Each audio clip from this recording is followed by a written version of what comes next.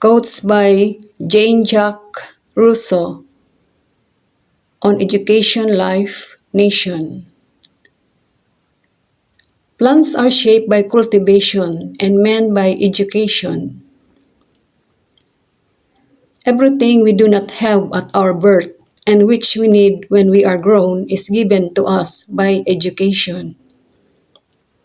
We should not teach children the sciences, but give them a taste for them. The only moral lesson which is suited for a child, the most important lesson for every time of life is this: never hurt anybody.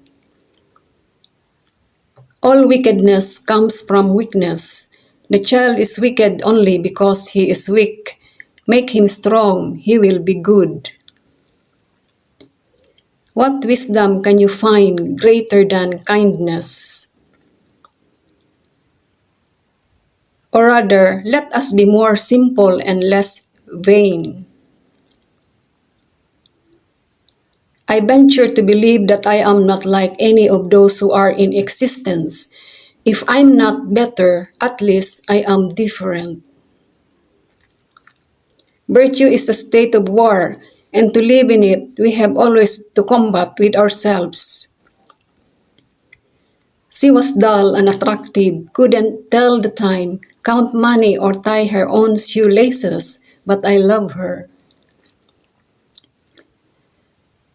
Whoever blushes is already guilty. True innocence is ashamed of nothing. Trust your heart rather than your head.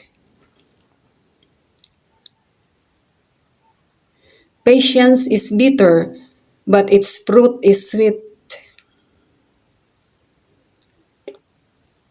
Nature make me happy and good, and if I am otherwise, it is society's fault.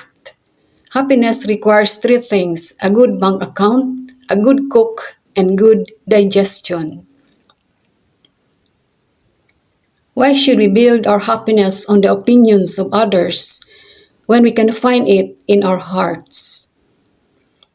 There is nothing better than the encouragement of a great friend.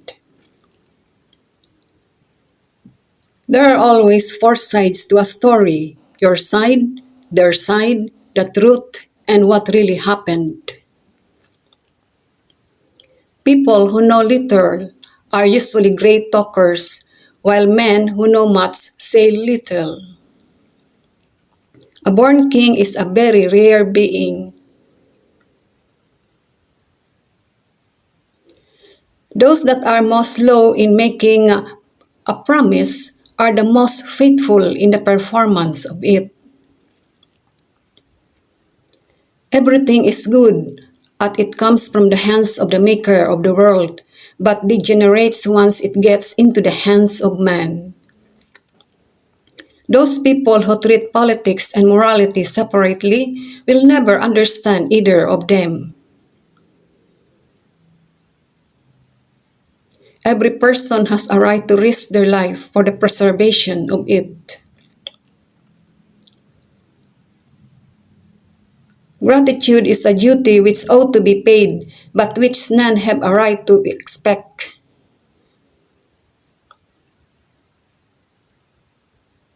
No man has any natural authority over his fellow men.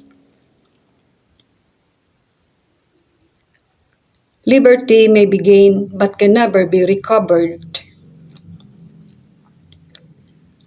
I prefer liberty with danger than peace with slavery.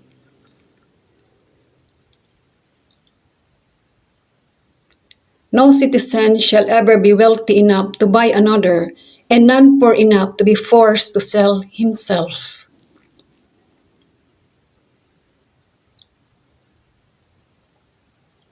I perceive God everywhere in His works. I sense Him in me. I see Him all around me.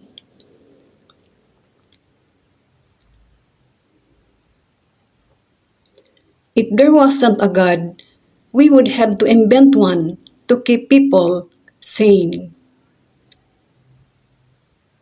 Thank you for the time spent.